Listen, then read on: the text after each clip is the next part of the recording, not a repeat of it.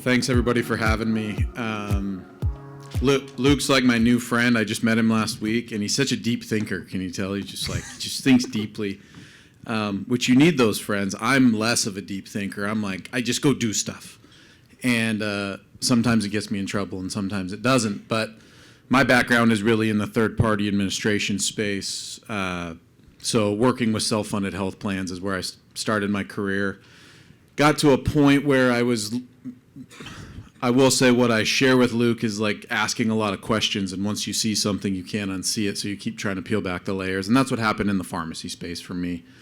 It kind of lit a fire. I saw some things that I couldn't unsee, and I realized that words like prescription benefit manager didn't mean they were managing anything other than their own bottom line. One of the things that the third-party administrator I worked for had just stood up, which kind of lends itself to direct primary care and on-site clinics, was they started purchasing drugs at wholesale and then started a cost-plus mail-order pharmacy well before Mark Cuban white-labeled True Pill and made it what it is today. So our founder was obviously super innovative, but his name was not Mark Cuban, and it was really hard to explain a cost-plus mail-order solution to a market that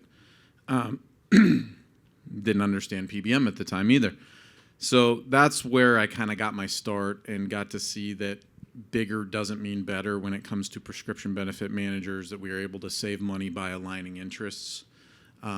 We've heard a lot today about misaligned incentives and how as costs go up, entities make more money, and there's not really a lot of alignment or incentive to keep costs down for employers or patients. So that led to eventually founding Granite Peak Analytics in 2019, which we're a full-service pharmacy benefits consultant. What that means to you all is all of the issues with pharmacy benefits in the country, especially when it comes to commercially insured plans, we kind of dissect and try and negotiate and help. I always say we shouldn't exist. I mean, if a prescription benefit manager actually managed costs and all those things, like, we wouldn't need to exist. But you don't start a business because there isn't a problem to solve. So here we are 6 years later. In an ideal world, you don't exist. Is that what you're saying? 1,000%. I'd find something else to do. Okay, I'm curious. Yeah. Let's get into help everybody with like PBM, Pharmacy Benefit Management 101. Yeah, so if we think about pharmacy benefit manager, what does it mean? PBM is like the four-letter word in benefits now. Like DPC is like the darling word. Everybody's like, direct primary care, it's awesome. And it is. PBM is the opposite. It's the four-letter word of benefits. There's a lot of noise around it. But essentially what a PBM is if you take out your insurance card, you've got a medical component to it and you've got a pharmacy component to it, regardless of whether you're fully insured, level funded, or self-funded, it doesn't matter. There is a PBM component, and that entity adjudicates pharmacy claims, facilitates payment between your health plan and the pharmacy. At the highest level, that's what they do. If you look at your card, you'll see a BIN and a PCN. And those are the numbers that the pharmacy punches in to then adjudicate the claim at real time, which makes it a different benefit than your medical benefits typically, which are go get services, wait for the bill to come in, submit it to the payer, all those things. It takes 30, 45 days depending on what you've had done. So where pharmacy happens real time, and the PBMs were invented to help adjudicate that claim, ideally negotiate pharmacy pricing on your behalf. And so, again, regardless of what structure your employer plan is in, you do have a PBM. You may not know it. It might feel like it's bundled into your medical, but it is a separate entity, even if it's a wholly owned subsidiary. Yep, so a lot of the clients in here, even if you're fully insured and smaller and you use Blue Cross, your pharmacy benefit manager is Optum, which is a kind of a separate thing, which is complicated because Optum is, I'll let you just give some 101 on that too, as you talk about the market for a second. Yeah, so the market, which the problem with the market is it's dominated by three major players, CVS, Caremark, Express Scripts, and Optum. You'll notice those are also health plans. So Cigna, United Health, CVS Health, all of these entities, and CVS Health is actually Aetna. So all of these entities either were bought by a PBM or purchased a PBM because they saw the profitability in the PBM space. And when you look at these three entities that dominate the top of the market, the thought process is, well, wow, they really have a lot of negotiating power to do what's in my best interest as an employer, right? Well, not when they get paid more as costs go up and as more claims get adjudicated.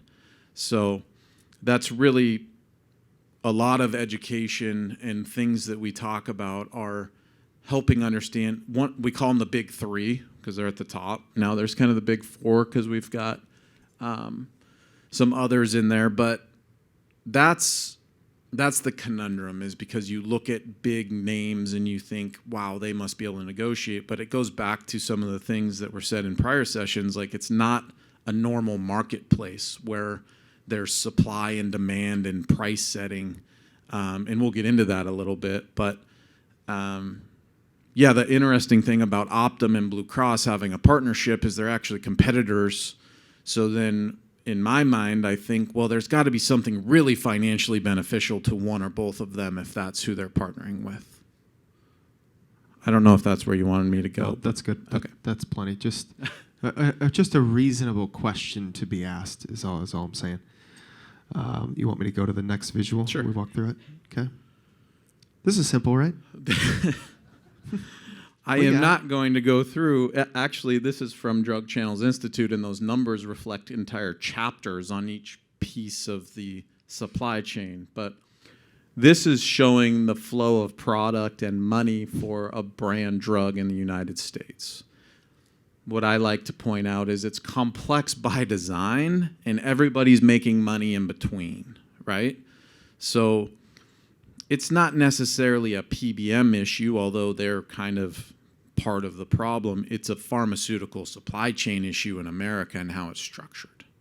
So can we fix that overnight? No, but are there things we can do to start aligning incentives and find partners or do things that are in your best interest instead of the PBM or the manufacturer or any other middleman in this whole web? But this is essentially where a PBM sits, and the flow of dollars and flow of product. Again, you've got patient and insurance premiums down here, and we could spend a lot of time going through this, and I know right after a break and before lunch, you're not going to want to go into this. It's just meant as a reference, like, yeah, it looks crazy because it is. When we look at this and our eyes glaze over, let's instead of peeling back every layer, what's an obvious one or two things that most of us, when we look at this madness, we're just unaware of, and what's a takeaway when we look at this other than, oh, it's complicated? Give us just a little more than that. Yeah, I think what you see is the pharmacy benefit manager, in general, they do not produce or manufacture a drug. They do not dispense a drug at a pharmacy. They simply facilitate payment. They're like an ACH clearinghouse for payment, and they use your money to do it. They don't use their own money, they use your money. So now there are exceptions to that and vertical integration that kind of ties into that. But at the end of the day, the PBM, and that's where a lot of calls for reform are coming in, is like, what do they actually do? If they were meant to negotiate with pharmacies on our behalf, if they were meant to negotiate with pharma, but they don't actually produce anything, what are they doing, and why are they making more money than everyone that's actually doing those things? So that would be Is that a question for me? Yeah. Yeah. I was going to let you answer your own rhetorical question. No, go for it. I'm not going to answer it. That's why you're here. You mentioned call for reform. So wait, let me ask the question again. What's the takeaway? Maybe I misheard you, or I didn't hear you. What's the takeaway for the folks in here? The takeaway is the PBMs in general, they have a place in the ecosystem, and the more you find a way to make them just a money facilitator and align your incentives with that, opposed to letting them extract value out of every part of this massive supply chain, the better off you'll be. Thank you. We're going to stay away from terms and acronyms, but how do they make money? PBMs, pharmacy benefit managers? I think my last count was traditional pharmacy benefit managers make money in about 50 different ways. One of which is the larger corporations own their own pharmacies. So if you think foundational role of a PBM is to negotiate with the pharmacy and get the best rate, well, what if they own the pharmacy? This is a clear conflict with, let's say, Optum. Optum owns a specialty pharmacy and a mail order pharmacy. Do we just trust them to negotiate the best deal with themselves? I know if I was negotiating with myself, I probably wouldn't, ratchet the contract down too hard, right? And that is one way that they've found to make money. Rebates are massive amounts of money that are essentially bribes for manufacturers for formulary placement. Formulary as in a list of covered drugs. List of for your covered health drugs. So and this is how I got my start into the wow, this is insane, is there was a formulary change on an inhaler by CVS. And gosh, this was over 10 years ago. And the formulary change was a notification to us saying, hey, it's no longer this inhaler, it's this inhaler. And we did all of our rigorous clinical review and found out that this is the best one. Well, having a pharmacist employed, I went to them and said, is there any difference in these? And they said, no, the one they're actually preferring from a clinical level is probably a little bit inferior, but not by much. And I said, well, what's the difference in cost? And they said, the one that they're preferring is actually more costly. So then I said, well, why is that? And it's like, oh, because of the rebate. So that is a quick way of saying one of the ways they make money is negotiating with pharma and keeping a portion of that rebate. Now, that incentivizes them to have high list price drugs with big rebates if they're taking a portion of it, opposed to covering the biosimilar or the generic that is $500 to $1,000. So that's a good example of misaligned incentives where it's like, wow, it sounds really good, and they're marketing geniuses because they have all these clinical teams that reviewed the formulary that really they didn't. They just did some math and said, well, we can make more money on this one. And then they impact people's health care and drive them to a different med. Yeah. Overwhelming. Overwhelming. So what is that call for reform? Again, if you're reading any of the newspapers, there's noise bubbling. I'm not asking you to pick apart the recent update yet. Thank you. Okay. Thank you. However, what is this? It's Democratic, or the Dems and the Republicans are both calling for kind of the same thing. So they're on the same page. Yep, they're on the same page. And this one thing. So what is it that they're asking? They're basically asking, what is the value of the PBM? And if we can define that value and we can pay them a fair fee for their flow of money transaction, then that should help us get some transparency. Transparency is a buzzword, right? We all want transparency. But that's the calls for reform, is pharmacies going out of business saying the PBM paid me lower than my cost to acquire the drug. You've got manufacturers blaming the PBM saying we would lower the cost of the drug, but we can't because we have to pay them a big chunk in a rebate. So all of this is kind of coming to a head. Like this is the year of PBM, I guess. And from a state legislative standpoint, from a federal standpoint, there's a lot of things happening. So again, what's that breaking point? When do employers get fed up that this costs too much?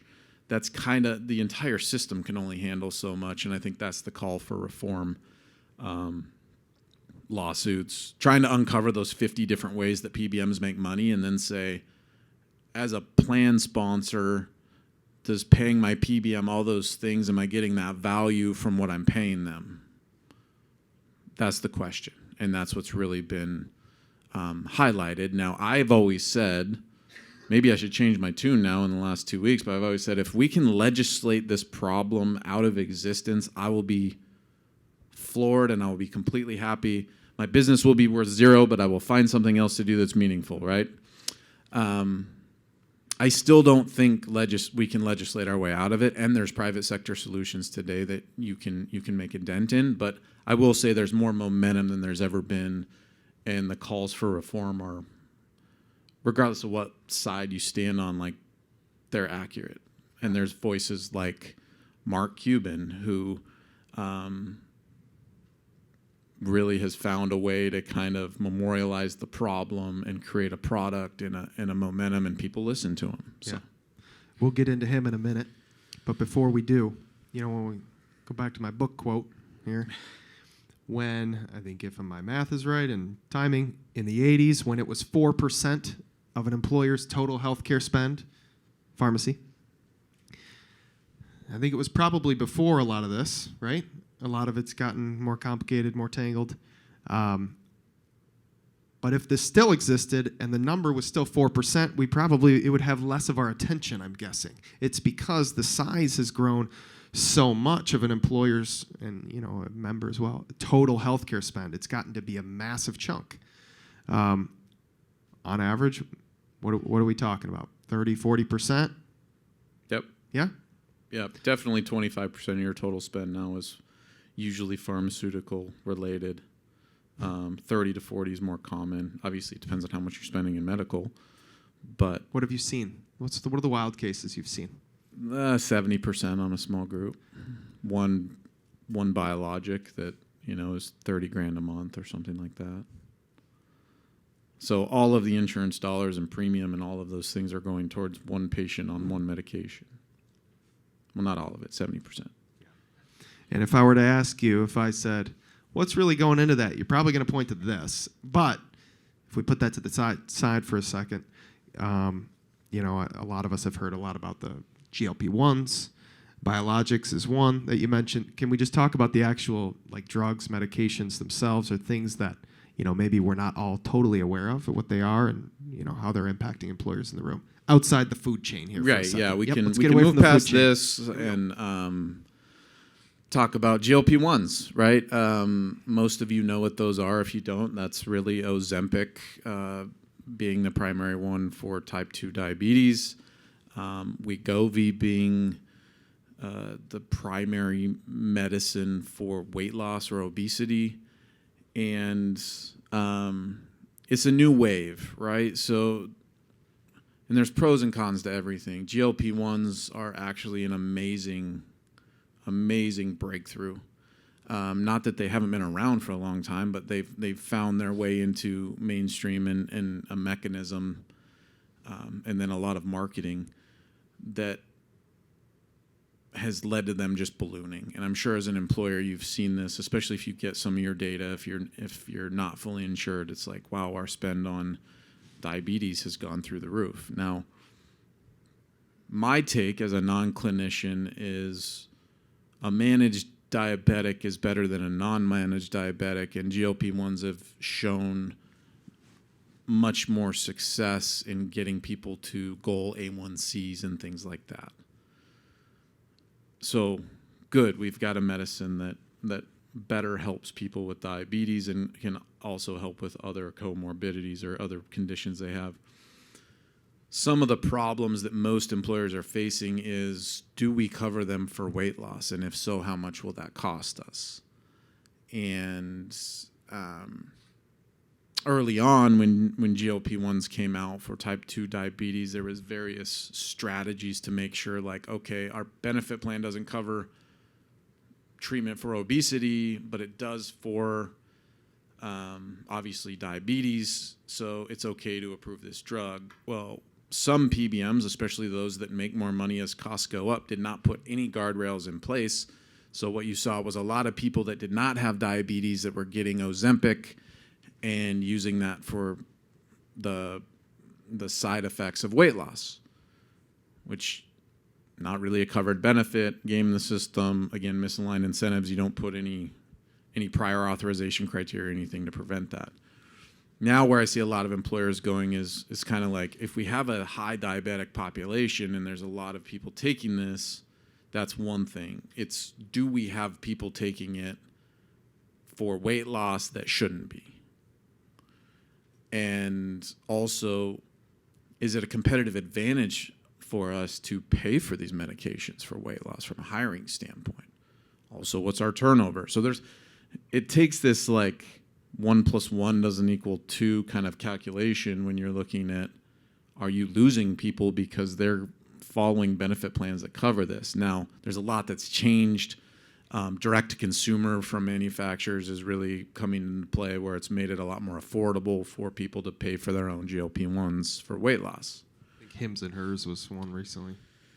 Hims and Hers, I think they're going to get in trouble by the FDA because of their compounding strategies. But the direct to consumer from a manufacturer, so directly from, let's say, Eli Lilly, they're able to offer these medicines at, let's say, $300. Now, going back to cash pay and insurance pay, I can't access that price for a commercially insured patient. That's a problem, right? I get our insured patients, if they're buying that, get a buy it at $1,100, and then the plan sponsor maybe gets the rebate and the PBM keeps part of it, and around we go. But if I pay as a cash patient, I can get that for, let's say, $300-400. Yeah. So note to be made on the GLP-1. I know that's over the recent few years. That's not done, right? No. That's the note to be made. That's not done. Talk to us a little bit more similarly. You know, we all see the commercials, the medications that are for people with, you know, UC, Crohn's, rheumatoid arthritis, right? These biologics. Let's talk about that for a minute. I know the math, generally speaking, is, I don't know, 5 people per 100, something like that, are on these, that the cost is ballpark annually. Yeah, I mean, Humira is probably the best example, even though it went, it was the first major biosimilar, which is a way of saying kind of a generic for a brand name, but not quite that easy. Like, you can't just substitute it. But Humira runs about $7,000 a month. It is obviously expensive. You would have a handful of patients on Humira in a 100 life group, and it would impact their stop loss and impact their renewal. And so there was a lot of creative ways to kind of figure out what to do with Humira. Let's talk about that for a second, just for some insight, plain language. In my opening remarks, I said it feels like something's just happening to you as an employer. Like that, for instance, you know, that maybe is an example. So what did you mean by something? Be creative. Yeah, Humira was probably the first major drug that, not to get too far into the weeds, that plans excluded and then sourced through the manufacturer funds, which was always a Band-Aid. But it was basically like, if we don't cover it under our plan, then the manufacturer has set aside money. AbbVie has set aside money to pay for that medication for people that can't get it. That was one strategy that worked really well for a few years until AbbVie sued basically all the primary vendors that were using that as a strategy. The problem with that, too, is when there's a problem, you get solution providers that come in and just take a big chunk of the pie. So if I can get Humira off my plan and it was $7,000 a month, but I'm getting charged $2,000 to $3,000 in savings fees, did I really end up ahead because I lost my rebate and all those different things? So that's one of the things that you could tweak plan language. That's led to, now with biosimilars, you just don't cover Humira unless there's a specific clinical reason, which there's very few because there's so many options now. But AbbVie, manufacturers are smart. When biosimilars came out, they basically told doctors, like, hey, here's the letter you write to the insurance company to make sure they stay on Humira and not the biosimilar. Yeah. So I think somebody said, like, no one's on your side as an employer and a member. It's true. No, like, even the doctors are being incentivized to push these medications that are more expensive. That sounds dark, but okay. I mean, there's people on your side right here, but in general, in the medical industrial complex, right? Yeah. It's the misaligned incentives are why costs continue to go up. There's no incentive to keep them down. And on the biosimilar route, right? Personal health info here for me. I don't take those medications, so I don't know what it's like to be told, hey, you need to change your medication. There's really no way I could get that perspective other than to ask people. Sometimes you hear something that gets brought up, you're in a conversation, not to be too long-winded on this, but I've got friends or colleagues that I know that have these conditions, take these medications. I also spend my time, I watch videos online of people that say, oh, doing my quarterly injection or my monthly injection. I want to hear what these people have to say because I don't have that perspective. But I know it's not as simple as, oh, just steer somebody over to a biosimilar because their body might not take it. It's the point to be made. I know it's very complicated. And I don't think the message is that we're trying to oversimplify that. So shift a little bit for me, Trevor. You mentioned Mark Cuban earlier. Folks in the room probably maybe hear just from a distance about what he's just kind of bubbling in the pharmacy space. Simplify, either the message that he's dishing out or the platform that he's now created. Let's simplify it.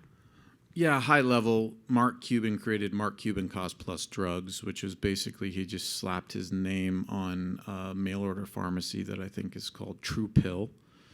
And the entire entrant into the system was like, hey, you don't have to pay however many dollars for generics at Walgreens because, oh, by the way, you actually overpay at the big box stores typically for your medications because prices aren't the same across pharmacies. So we can get you your generic for, let's say, $15, where if you're paying for it at Walgreens, it might have been $70. Well, the reality is, like, you could probably go to an independent pharmacy and get that for $14 or $15 too. But that's how Mark Cuban started, and I kind of waited, and I was in wait and see mode. Like, generics are not bankrupting America, right? Like, they're not bankrupting health plans. It's not the 90% of drugs that are generic that average cost in most plans is $20. That's not blowing up your stop loss. It's the high cost specialty and brand. Well, then Mark Cuban he was one of the early adopters in the Humira biosimilar space, negotiated directly with the manufacturer. And then also he has a manufacturing facility. So he is making moves. I do applaud a lot of what he does. I don't agree with everything he says or does, but there's a lot of things he's saying that I was saying into an echo chamber 10 years ago, and it was just echoing back at me, and people are like, who are you, and why are you saying all this stuff? So I do applaud him for that. Now we've got an administration who's really tried to tackle pharmaceuticals as well, but the problem that we're seeing, like Trump RX is the latest website that you can go look up meds. The problem we're seeing is, like, if you really compare like Mark Cuban and Trump RX, there's going to be price differences there. And the reality with Trump RX is at this time, there's not a whole lot of medications on there that people actually take, like that are running through your health plan. Like, manufacturers negotiated this deal that sounded really good. But if you look at the list of drugs that's actually included, it's like not many people take that anymore. Or they're brands, right? So, which is fine. Brand drugs are important. We want good prices on brands. A lot of them that are showing up there, like the GLP-1s, you can go to Eli Lilly and get, I think, the same price. I haven't done the math yet. So take it all with a grain of salt. I think that the awareness that Mark Cuban has brought has been amazing.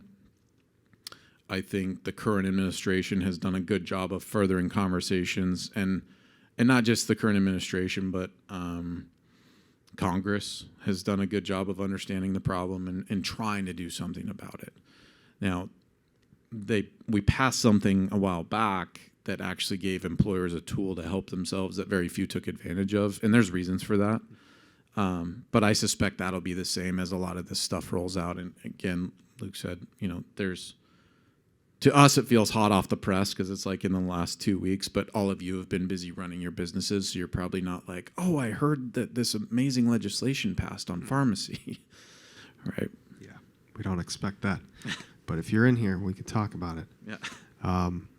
So let's, again, the previous sessions, where's the hope? Like, what are some things that employers could actually consider? And, for groups that work with you or work together, what does that look like? But, in our conversation prior, we talked about the 3 buckets. Let's peel into that a little bit, Trevor. Yeah, I think the reality is, if we talk about the 3 buckets that probably exist in this room, you've got fully insured health plans. Your PBM is selected for you. You have zero flexibility. If you ask them to do something different, they're unlikely to do so. So I don't want to tell you there's no hope if you're fully insured, but there's not a lot of options you have to control cost or do something different in that environment. You would have to start considering some type of different funding mechanism, whether that's level funded, what we call ASO, which is using a large carrier as your administrator, but still being self-funded. And then the third option is like full carve out, which is like you find an independent TPA and you find an independent PBM, and then I realize this sounds overly complex, and it's not easy, but with the right advisors like this team, you rebundle it together and it feels like actual health benefits. Okay, and jumping in, why is that relevant to peel things apart? What does that really get? You say flexibility, control. What's that really mean? Yeah, really, when you start peeling things out, you just take away a lot of the profit centers. So I think we have a slide of vertical integration, if that's, yeah. Profit centers exist in all these different layers, and vertical integration in many cases is supposed to build efficiency and reduce costs. Well, all it's really done in healthcare, in my opinion, this is an example of vertical integration in 2019. You've got 5 primary insurers. They all own or are owned by PBMs, and they all own or have relationships in the specialty pharmacy side. Now, if we move forward, this is what vertical integration looks like in 25. Now PBMs are trying to manufacture drugs. Now they're owning provider practices.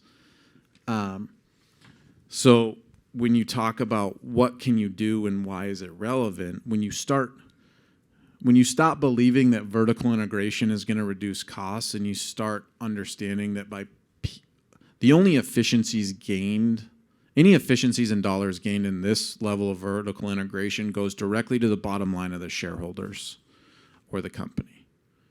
It does not pass through to the end user. It's just like when you have hospital acquisitions in your market, do costs go down? I don't know. I'd ask the hospital guy here, but they go up. Thank you. Yeah. So that's what I mean by when you start peeling back the layers and you can try and unbundle things and do things differently, you just start building efficiency in your supply chain and eliminating waste that they've told you they've done, but any of it that they've done has just gone to profit and not passed through to you. Yeah, so using if there's quite a bit of small PBMs that have been growing, they're popping off everywhere. So that's, even though that's not necessarily the solution, I don't hear you saying that there's a silver bullet to fix this problem. If you're an employer and you wanna think about this different, you're saying that could be an avenue of that's for some progress. Is that what you're saying? Yeah, there's a lot of private sector solutions, non-big 3 PBMs that are trying to do business the right way. They're taking risks to reduce your costs instead of just making more money as it's inflated. That's kind of in the third element, which is if you're an employer in here and you're with Blue Cross of Michigan and you're forced to use Optum, the reality is you may not have the best deal with them that you could. So step number 1 is just getting a better deal there. You're not going to fix the problem. You're not going to go from, spending 30% of the dollar to spending 15, but you can get to 25. I mean, you can do better, or what we say is less bad. And you don't have to do it all at once. I think that's a lot of what we coach our clients on. And something I learned early on, when I started out, I was hard charger. If you don't understand pass-through and transparency and alignment, then what the heck? The reality is some of the best work we've done is with Optums of the world and Prime Therapeutics and things like that, where you can leverage different things to get lower costs. Now, then we have the conversation of, if we get you to less bad, then we can continue to evaluate data and look at options outside of that, which we talked about a little bit, which is what we call carve out, right? Look at a middle market PBM that just works for a fee and they don't have any other hidden misaligned incentives. So one of the other things I say is I can get you a really good deal with Optum. I can't contract them into a different business model, right? Yeah. I can't change their entire philosophy. But I can get you better. I shouldn't say we have a team. We can get you better in conjunction with great advisors. That's where we do our best work. But so if we boil it down, right, if you're fully insured, there's not a lot you can do other than look at different funding mechanisms over time. If you're in the ASO world, Blue Cross and Optum, there's probably some things you can do to get better. And then if you are in the full carve-out mode already, there's probably still things you can do to get better. But if you're not there yet, there's a lot of considerations to get there, and you need a good advisor to walk you through, like, okay, if we do this, we may not have this network. We may not have, these things. And so none of it's easy. There's no silver bullet. It's a lot of hard work, and I know you all are already busy and operating your businesses, but that's where we come in and say, we'll do most of the heavy lifting. You just got to be bold. Yeah. A lot of ifs, a lot of contingencies. If you're feeling a little heavy, I feel that sometimes when I peel into more information and feel like, is there really any way to solve this? Bluntly, it feels like no. I think you use this verbiage that's like, which one's less bad, right? Yeah. So again, not to be dark. It's just, I think that is the reality. Is like it's looking for progress, not like the total ultimate solution on some of these things. Yep. So. Yep. Positive steps forward. Yeah. As we wrap, what would you say you got? I've asked this of some of the others. We're cutting through all the noise. If you had 2 minutes to just give your insight on what you know, and you just had to speak it to an employer to encourage them to maybe think about this thing different, what would you say? One tool that the federal government has given all the employers in this room, especially if you're self-funded, is RXDC reporting. And the reality is big PBMs and big carriers have incentivized you not to take advantage of it. And that is one thing you can do that will give you data and information to actually use in negotiating and help fulfill your fiduciary obligation. So that was a lot of mumbo jumbo to say, if you want to know how much money Optum or whoever else is making on your plan, you have the tools to do it. You just need to stop allowing them to file those reports on your behalf. So I'm not trying to give you more work because there's simple ways to do that, and there's products out there. We have one that's really inexpensive that files it. But we've had some clients with Optum that we filed and found out they were making $18 per member per month in profit, and that was across a teacher's trust. That made Optum the highest paid vendor in the entire stack. Were they controlling pharmaceutical costs well enough to earn that? No, because guess what? Costs kept going up. So that's one thing that I will just say that most people don't think of, and it's something that you just check a compliance box. You're like, yeah, Blue Cross handles that for us. But take a step back and say, hold on, what if we filed this? You can get, it's not the greatest data, but you can have information. When you let them file it, it just goes to CMS and you never see it and you never know. You're compliant, but from a fiduciary standpoint, you have no idea how much money that PBM's making. And we saw a lot of things early on when drug cost reporting came out of like telling plan sponsors, well, if you do it on your own, we'll charge you more money than if we do it for you. Right? It's like, hey, just let us do it so we can hide it. That's why I'm skeptical of any federal legislation, because there's always loopholes. And until I pour through the latest, I'm sure there's still some in there. But that is a gift the federal government gave us, and 95% of employers, I think, have not taken advantage of it. One, because the timing of it that came out was terrible. It was like, hey, it's Christmas. Do your compliance reporting. And then it's just kind of continued on. Now it's due in June, so it's a little better. So I'm going to summarize. I think the takeaway is if we're feeling the pain and just the obvious pressure from cost, and you don't know how much, or you don't really know where the money's going, again, how much is being made, ask the question. See if you can find out. I think that's the takeaway. If you don't know how much you're spending, find out. Yeah. I think the other oversimplified is accountability, right? You hold your PBM accountable just like you would an employee, right? If I'm paying an employee $100,000 to do a job, are they doing the job? Same thing. Hold your broker accountable. Hold your PBM consultant, now that you know what one is. Yeah. Hold them accountable to what you're paying them and what their contract says they'll do. I think those are the big things. Understand that the interests are misaligned. Know that you have some tools to get data through drug cost reporting, and then just be diligent in holding all the partners accountable to what they're supposed to do. Awesome. Trevor, thanks for being here, man. Thank you. Thank you.